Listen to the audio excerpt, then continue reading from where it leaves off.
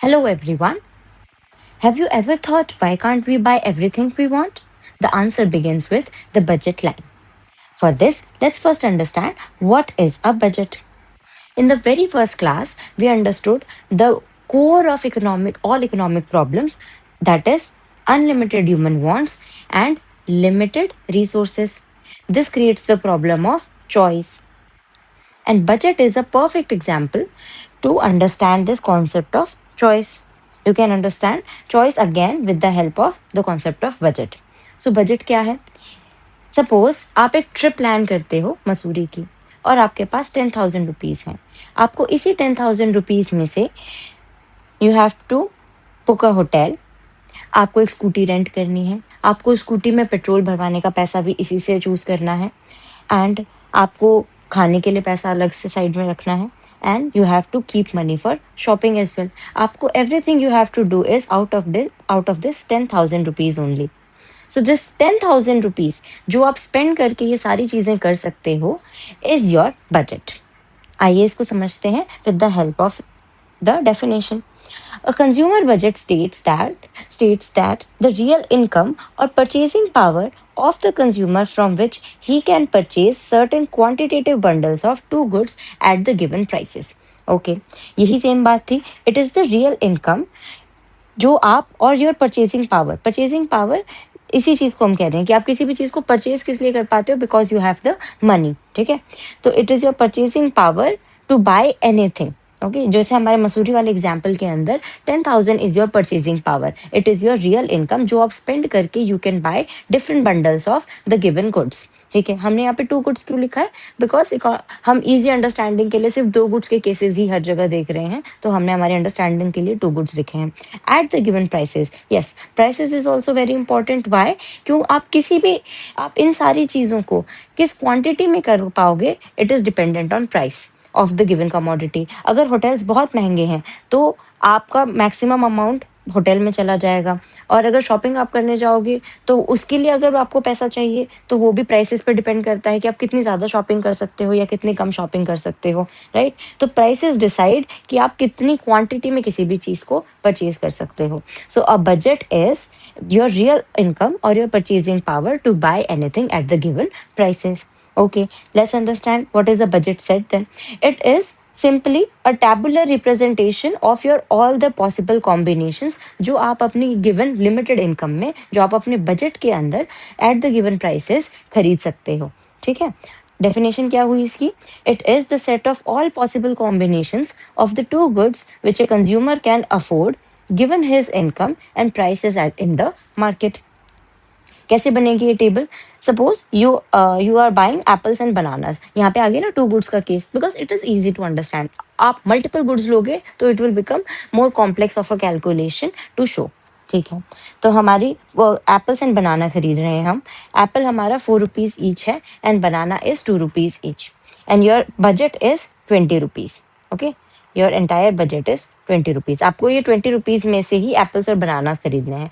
First combination what you can do is you can either by 5 apples and 0 बनाना। मुझे 5 कैसे पता चला? 5 into 4, तो मेरा पूरा बजट 20, मेरा पूरा बजट स्पेंड हो गया, तो मैं एक भी बनाना नहीं खरीद पाऊंगी। बट अगर मैं एप्पल एक कम कर देती हूँ तो I can buy 2 bananas. If I buy 4 apples then I can buy 2 bananas, because 4 4 16 plus 2 into 2 equals to 20। पूरा टोटल हमारा 20 हो गया। ये यहाँ पे ये 2 कैसे आ रहा है और ये 4 कैसे आया? 4 is the price of each banana. तो मैं क्वांटिटी से प्राइस को जब मल्टीप्लाई करूंगी तो मुझे पता चल जाएगा उस पर मैं कितना money I am going to spend. And यहाँ पर भी इसी सेम केस में, बनाना के केस में भी सेम चीज हो रही है। Then I can either buy 3 apples और 4 बनानास, और 2 एप्पल्स और 6 bananas, 1 apple 8 banana, 0 apple and 10 banana. ये सारी चीजें, this entire table is my budget set because it is showing different combination or all the possible combinations of the two goods which I can afford with my given income and prices.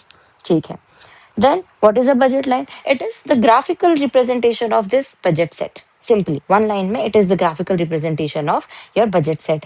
But अगर हम उसकी और elaborate definition बनाए तो क्या होगी? It is the graphical representation of set of all possible combinations of the two goods which a consumer can afford given his income and prices in the market. ठीक है, हमने क्या किया, मैंने यहाँ पे ग्राफ बनाया। I am taking apples on Y axis and bananas on X axis. अब पहले मैं जब 5 एप्पल्स खरीद पा रही थी तो आई कुड अफोर्ड 0 बनानास, तो ये वाला पॉइंट हो गया। फिर जब मैंने 4 एप्पल खरीदे तो मैं 2 बनाना अफोर्ड कर पाई। 3 एप्पल पे 4 बनानास। तो ऐसे ही ये सारे कॉम्बिनेशंस मैंने जब इसके ऊपर रिप्रेजेंट कर दिए, तो this is my budget line. Okay, I hope it is clear. So what is the difference between budget line and budget cell? It is almost the same thing. बस एक चीज का डिफरेंस है, वो क्या है? Budget set includes all possible bundles which cost less than and or equal to consumers money income eight the given prices. इसमें हम लेस देन वाली चीज भी लिख सकते हैं। लेस देन क्यों किया मैंने बजट सेट के अंदर? बिकॉज जो हमारी डेफिनेशन थी, I can afford given income and prices, तो इसमें मैं अफोर्ड तो वो चीजें भी कर सकती हूँ ना जो 20 से कम हो। मैं मेरी पूरी इंटायर इनकम को, I choose not to spend my entire income, right. मैं यहाँ पर 2 बनानास की जगह 1 बनाना भी खरीद सकती हूँ, तो then it will become 1 into 2, तो 4 4 16 plus 2 into 1 is 2, 18 rupees only. So it is also part of my budget set. ये भी कॉम्बिनेशन हो सकता है। तो ऐसे ही सारे combination in which I am either spending my entire income और less than my income is part of my budget set. But budget line, क्योंकि ये पूरी की पूरी लाइन हमारे ग्राफिकल रिप्रेजेंटेशन में हम ऐसे शो कर रहे हैं, तो इट मस्ट, यहाँ पर हमें क्या करना है, हमारे हमारी एंटायर इनकम को स्पेंड करना है। I do not have the choice कि मैं उससे कम भी स्पेंड करूँ, बिकॉज हम यहाँ पे शो करना चाहते हैं कि हम पूरे बजट को शो, क्योंकि आपके पास पैसा बच जाता है तो you will later spend it, आप अल्टीमेटली इसको स्पेंड करने वाले ही हो। So budget line shows your all the bundles that consumer can purchase by spending his entire income at the given prices। क्योंकि हमें क्या करना है यहाँ पे, हमारा मैक्सिमाइज करना है satisfaction which is my consumer's equilibrium. एक बार हम ये कॉन्सेप्ट समझ चुके हैं in cardinal approach. If you want to understand it again, you can watch the previous video. हम यहाँ पर ऑर्डिनल अप्रोच से जो हम पढ़ रहे हैं, उससे हम समझेंगे कि कंज्यूमर अपना जो सेटिस्फैक्शन है उसको कैसे मैक्सिमाइज करता है, that is how does he और शी अचीव्स हिज इक्विलिब्रियम। ठीक है, तो उसके लिए हम हमारी एंटायर बजट को ही स्पेंड करेंगे। तो budget line shows my entire income being spent. ठीक है, then what is the slope of this budget line? Okay, so the slope of the budget line is change in units of y axis upon change in units of x axis. कि ये कैसी slope बन रहा है? This is a straight line, right. तो इसका slope होगा जो y एक्सिस पे the apples I am willing to sacrifice upon bananas I am willing to gain, ये मेरा इसका स्लोप हो जाएगा। यही सेम चीज यहाँ लिखी है, units of apple willing to sacrifice, units of banana willing to gain, that is change in A upon change in B. ठीक है, the slope of budget line is equal to price ratio of the two goods. ये कैसे मुझे पता चला? Why? Because the sacrifice depends upon price of a given commodity. जो हमारी slope of budget line है, कि मेरी बजट लाइन कैसी दिखेगी, this slope is equal to prices का ratio of apples and banana. Why is it so? Because मैं कितना मनी किस चीज पे स्पेंड कर पा रही हूँ is dependent on the price of that commodity. मैं यहाँ पर मैक्सिमम 5 एप्पल्स खरीद सकती हूँ, बट मैं बनानास, अगर मैं मेरी एंटायर इनकम स्पेंड करती हूँ तो मैं 10 बनानास खरीद सकती हूँ। Why can not buy 10 but 10 apples instead? Because the price of apple is more. इसीलिए मेरी लिमिटेशन है 20 रुपीज की इनकम में मैं मैक्सिमम सिर्फ 5 ही एप्पल खरीद सकती हूँ।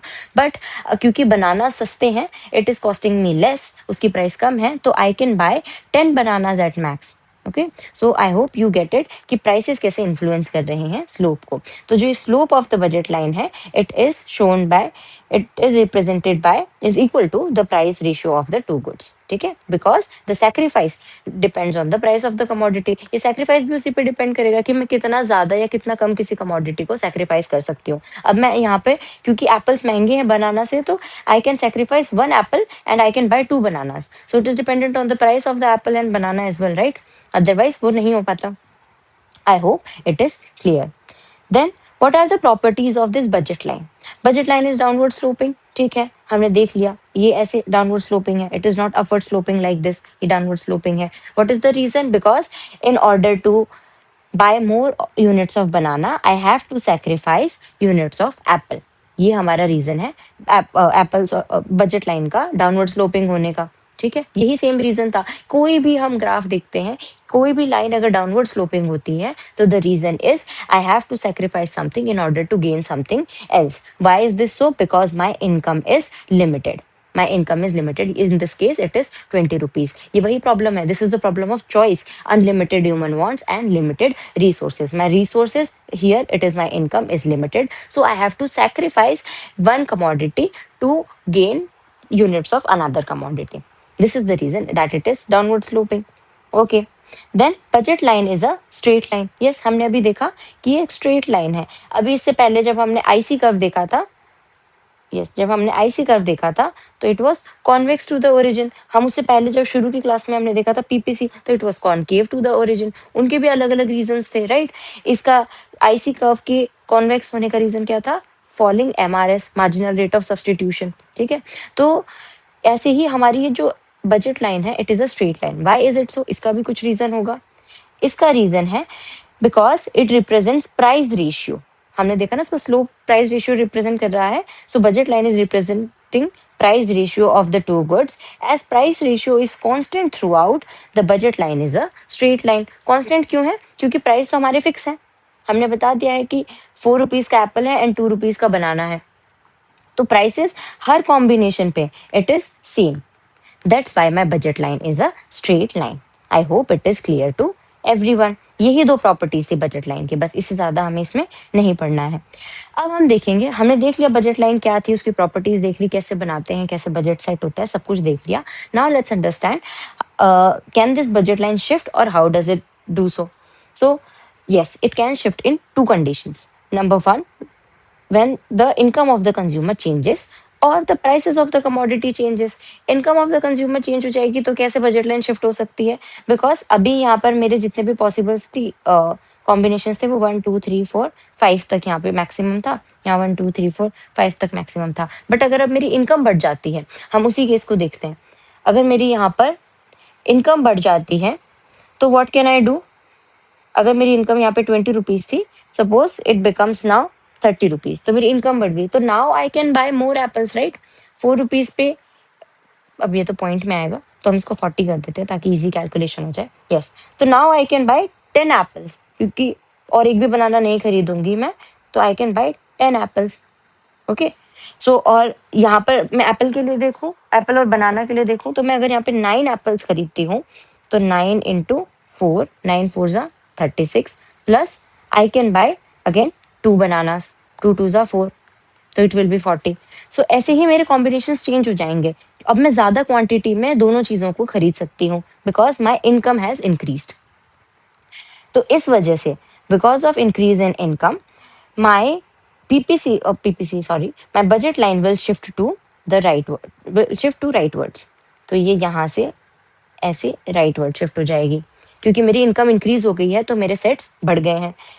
बट अगर मेरी इनकम कम हो जाती है, तो I have to buy less units of the given commodities, तो my budget line will shift towards the left. I hope it is clear, it is very easy. अगर वो पॉजिटिव चेंज है, तो हम राइट वर्ड शिफ्ट करेंगे। अगर वो negative change है, मतलब इनकम कम हो रही है, तो मैं कम गुड्स खरीद पाऊंगी, तो my combination will shift towards the left. So my budget line will shift towards the left. और एक और कंडीशन में बजट लाइन हमारी शिफ्ट कर सकती है, that is price of the given commodity changes. Price change हो जाएगी, तो भी कैसे हो जाएगा? सपोज जो हमारे एप्पल बनाना वाला केस था, उसके अंदर Apple was costing 4 rupees each and banana was costing 2 rupees each. और ऐसा कुछ हो जाए कि मुझे एप्पल की कॉस्ट कम होके 2 रुपीज ईच हो जाए एंड बनाना की कॉस्ट कम होके 1 रुपीज हो जाए, then also my budget line can shift. क्यों? क्योंकि अब मैं उन्हीं 20 रुपीज के अंदर ज्यादा एप्पल्स और ज्यादा बनाना खरीद सकती हूँ, because now they are cheaper for me. अब वो सस्ते हो गए, तो मैं उन्हें और भी ज्यादा खरीद सकती हूँ। अब मैं फिर से 10 एप्पल्स खरीद सकती हूँ और 0 बनाना, एक कॉम्बिनेशन ये बना सकती हूँ। और मैं आई कैन बाय 8 एप्पल्स, 8 एप्पल्स और 4 बनानास। तो अब मेरे कॉम्बिनेशन बढ़ गए हैं, राइट। अब मैं यूनिट्स कंजम्पशन की बढ़ गई है, because I have the prices have reduced. तो इस केस में भी व्हेन प्राइसेस रिड्यूस, ये हमारी बजट लाइन है सपोज ए बी नाम से, तो When the prices of the commodities reduce, my budget line shift towards the right. ये याद रखना है कि ये राइट में शिफ्ट होगा क्योंकि प्राइस कम हो रही है तो मेरी बाइंग कैपेसिटी बढ़ गई है, मेरी परचेजिंग पावर इंक्रीज हो गई है, तो my budget line shift towards the right. And when prices are increasing, then it will become more expensive for me. तो मैं अब कम एप्पल्स खरीद पाऊंगी. ठीक है, ये 4 रुपए से ये 6 रुपए हो जाता तो I would be able to buy even less apples. ठीक है, तो it will shift towards the left. So when prices increase, it will my income purchasing power will reduce, so it will shift towards the left. And when prices reduce, my purchasing power will increase and my budget line will shift towards the right. I hope it is clear to everyone. Then why new budget line is parallel to the original line. ठीक है, अब मैं यहाँ पे draw करते वक्त थोड़ी सी टेढ़ी हो गई है, but assume this is parallel to the original budget line. ये ऐसी क्यों है? Because only income is changing and not price ratio of the two commodities is changing. That's why my slope of budget line is not at all changing. क्योंकि हमने देखा slope of budget line is price ratio. तो उसके अंदर कोई भी change नहीं आ रहा है, मेरी इनकम चेंज हो रही है. इसके जो फर्स्ट वाला केस था, when इनकम के कारण जो हमारी बजट लाइन शिफ्ट कर रही है तो वो पैरेलली शिफ्ट करती है. ऐसा क्यों कर रही है वो? बिकॉज इनकम में ही चेंज आ रहा है. पहले मेरे पास 20 रुपीज थे एप्पल बनाना खरीदने के लिए, नाउ आई हैड 40 रुपीज. अब 40 रुपीज के अंदर पर मेरे प्राइसेस तो अभी भी सेम है ना. एप्पल 4 रुपीज का है, बनाना 2 रुपीज का है, तो इनके बीच का रिलेशन तो अभी भी सेम ही है. इस वजह से स्लोप तो चेंज हुआ नहीं बजट लाइन का, तो स्लोप चेंज नहीं होगा तो ये एज इट इज राइट में शिफ्ट होगी और एज इट इज ही लेफ्ट में शिफ्ट होगी. I hope it is clear to everyone that why it is shifting parallelly. Then let's understand effect of change in prices. Change in prices, अगर दोनों prices साथ में change होते हैं तो लेफ्ट राइट शिफ्ट हो जाएगी पूरी की पूरी. बट अगर सिर्फ एक की ही प्राइस में चेंज आता है, सपोज हमने बोथ केसेस तो देख लिए, ओके, कि बोथ प्राइसेस के अंदर चेंज आता है तो इट शिफ्ट्स इधर राइट और लेफ्ट. बट अगर सिर्फ एक्स एक्सिस वाली जो कमोडिटी है उसके ही प्राइस में चेंज आती है तो this is X axis, this is my Y axis. अब एक्स एक्सिस पे ही चेंज आ रहा है तो ये मेरी ओरिजिनल बजट लाइन है. सिर्फ एक्स एक्सिस की कमोडिटी प्राइस सपोज इंक्रीज हो गई, तो प्राइस इंक्रीज हुई तो मेरी परचेजिंग पावर क्या हो जाएगी? रिड्यूस. अब मेरे लिए सामान महंगा हो गया तो मैं कम यूनिट्स खरीद पाऊंगी, तो मेरी परचेजिंग पावर क्या हो जाएगी? रिड्यूस. तो मेरी बजट लाइन क्या करेगी? It will shift towards left और right? It will shift towards left. ठीक है, तो ये न्यू बजट सॉरी सिर्फ एक्स में ही चेंज आया ना, दोनों में आया नहीं. हाँ, तो वाई तो अपनी जगह पे रहेगा बट ये ऐसे रोटेट होगी, rotate towards the left. This is BA, my original, and this is BA1. ठीक है, तो ये लेफ्ट की तरफ शिफ्ट होगी. और अगर ये प्राइसेस रिड्यूस हो जाते हैं, जो कमोडिटी है एप्पल और बनाना मेरे सस्ते हो जाते हैं, तो इन दोनों में से कोई एक, हम सपोज यहाँ पे एप्पल शो कर रहे हैं, तो मेरे एप्पल्स अगर सस्ते हो जाते हैं मेरे लिए तो my purchasing power will increase and it will my budget line will shift towards the right. So this A2 will be my second rotation. I hope it is clear. It is very easy. और अगर सिर्फ y commodity y axis पे जो commodity है उसके अंदर prices में change आता है तो क्या होगा? यहाँ पे एप्पल्स थे, यहाँ पे बनाना है, ये ओरिजिनल मेरी बजट लाइन है, तो it will rotate like this. अगर प्राइसेस कम हो जाते हैं, ये हो जाएगा B1. अगर प्राइसेस कम हो जाते हैं तो इट विल रोटेट अपवर्ड्स, और अगर प्राइसेस बढ़ जाते हैं तो it will rotate downwards. I hope this is clear to everyone. बहुत ही इजी था ये. अब हम देखते हैं, अब हमने सीख लिया सब कुछ. हमारे लिए ऑर्डिनल अप्रोच के लिए हमें दो चीजें देखनी थी. कल की क्लास के अंदर हमने देखा था आईसी कर्व, इंडिफरेंस कर्व. आज हमने देख ली बजट लाइन भी. पर कल क्लासेस के बावजूद भी इट वाज नॉट, हमने इक्विलिब्रियम अचीव नहीं किया था कंज्यूमर ने, दैट इज मैक्सिमम सेटिस्फैक्शन अभी तक अटेन नहीं हुआ था. हमें जरूरत थी बजट लाइन की कि हम स्पेंड कितना करेंगे, तो हम इन दोनों को जब साथ में यूज करेंगे then we can find consumer's equilibrium. So let's understand consumers equilibrium with this ordinal approach also. So consumers equilibrium by indifference curve analysis. The point of maximum satisfaction is achieved by studying indifference curve map and budget line together. Indifference map क्या था? जब हम एक ही graph के ऊपर एक से ज्यादा इंडिफरेंस कर्व्स को शो कर रहे थे तो it was my indifference map. ठीक है, so what are the two conditions here?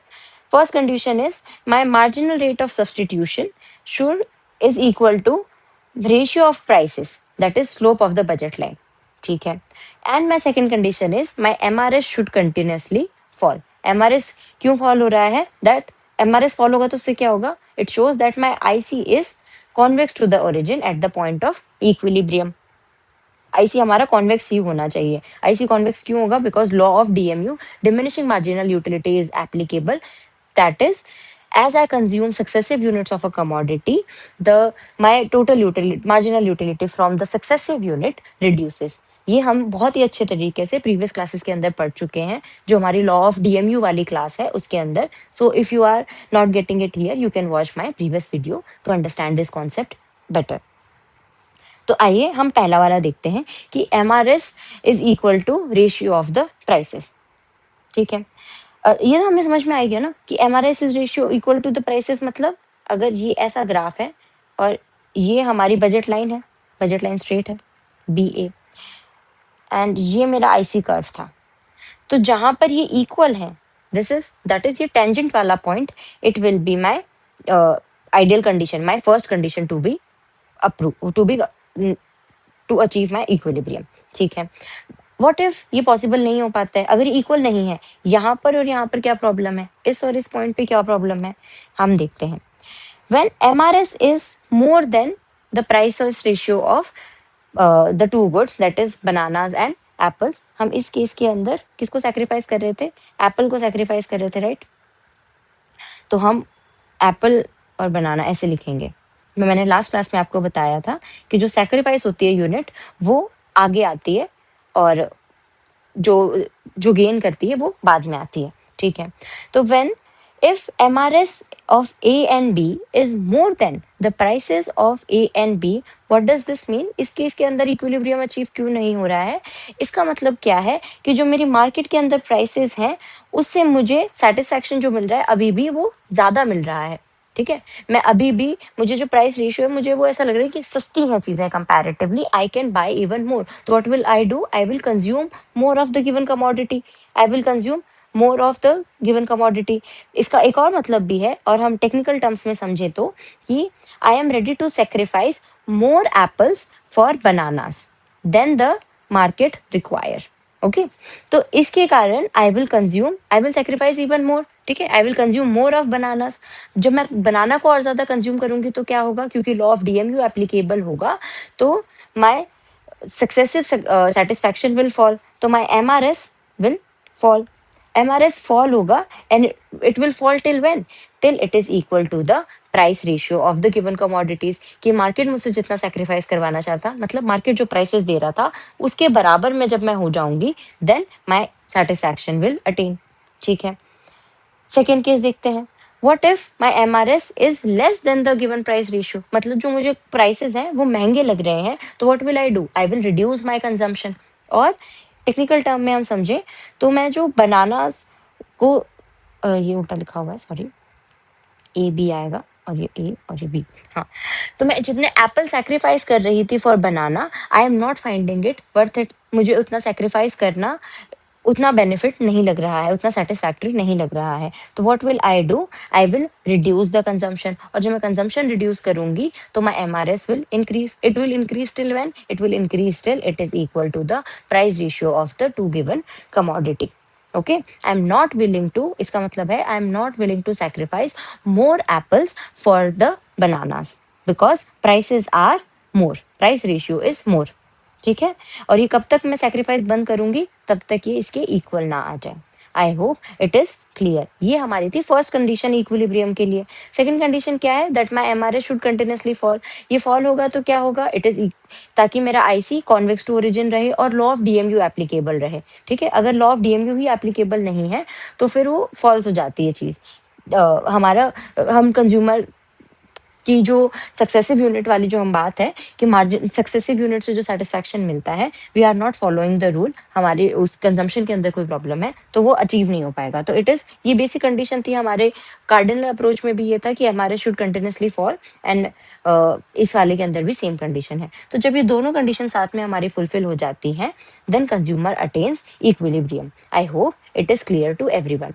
अगर आपको और भी सिंप्लीफाई करना है तो बस इसको आप इतना याद रख सकते हैं कि जब MRS of the given commodities, marginal rate of substitution for of apples for banana is more than the price ratio of apple and banana, तो उस केस में क्या करेंगे, कंजम्पशन विल इंक्रीज। सिंपली आप ज्यादा से ज्यादा सेक्रीफाइस करोगे। सेक्रीफाइस क्यों कर रहे हो, लिमिटेड इनकम है, आप दोनों को एक साथ तो कंज्यूम कर नहीं सकते हो, तो आप ज्यादा सेक्रीफाइस करोगे एप्पल्स फॉर बनाना, मतलब आप और कंजम्पशन इंक्रीज करोगे सेकंड कमोडिटी का।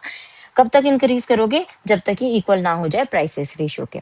और इस केस के अंदर भी आप सेम चीज करोगे, जब ये उससे कम है, MRS is less than the price ratio, तो इस केस के अंदर you will reduce your consumption. आप कम सेक्रीफाइस करोगे, आप एप्पल के स्टिक ही रहोगे कि हाँ मैं इतने ही एप्पल करूंगी, I won't sacrifice more of apples, तो it till it is equal to the price ratio, ताकि आपको मैक्सिमम सेटिस्फैक्शन मिल जाए। ठीक है, I hope it is clear. और अब हम इसी सेम चीज को बजट लाइन के ऊपर देखेंगे, ग्राफ के ऊपर देखेंगे, तो ये हमारा इक्विलिब्रियम वाला ग्राफ हो जाएगा ऑर्डिनल अप्रोच से। सो हमारे सेम ग्राफ है, this is X X, this is X axis, this is Y axis. यहाँ पे एप्पल्स हैं, सॉरी ये मैंने यहाँ पे आएगा एप्पल्स। हमेशा सेक्रीफाइस जो जो कमोडिटी हो रही है उसको आप वाई एक्सिस पे रखो, ताकि वो इजी हो जाता है ड्रॉ करना। और हमेशा जो गेन की जाती है उसको हम एक्स एक्सिस पे रखते हैं। ठीक है, apples and bananas. Okay, so this A B is my budget line, A B मेरी बजट लाइन है, ये मेरा आईसी है। अब हम तीन आईसी सपोज करते हैं, IC1, IC2, IC3। ठीक है, इनमें से कौन सा वाला आईसी टेंजेंट है, मैंने आपको बताया था इक्विलिब्रियम के लिए क्या कंडीशन है, that IC should be tangent to my budget line. तो IC2 is only tangent to budget line, तो सिर्फ this is the only condition जो मुझे मैक्सिमम सेटिस्फैक्शन देगा, दैट इज इक्विलिब्रियम की कंडीशन होगी IC2, जहां पर बजट लाइन को टच कर रहा है। IC3 क्यों नहीं हो सकता, बिकॉज मेरे बजट के ही बाहर है, ये मुझे हायर सेटिस्फैक्शन देगा, right, higher the IC higher the level of satisfaction, right. But मैं इसको खरीद ही नहीं सकती हूँ, because it is my budget is not allowing me, मेरे पास लिमिटेड रिसोर्सेज हैं। ठीक है, तो मैं IC3 तो खरीद नहीं सकती, IC1 भी मैं खरीद सकती हूँ, पर मैं IC1 को क्यों नहीं चूज करूंगी, ये भी यहाँ पर कट कर रहा है, यहाँ पे कट कर रहा है, तो why am I not choosing these points as equilibrium, because this is a lower IC, ये lower combination of good show करता है, जो मुझे satisfaction, same level of satisfaction show कर रहे हैं, तो I will always choose the higher IC. इसीलिए आई एम चूजिंग IC2, जो सिर्फ एक ही बार टच करता है, and it is tangent to my budget line. I hope it is clear, and this graph is very easy and handy for you to make. So this was all for ordinal approach of ordinal utility analysis, and I hope all the concepts are clear to everyone.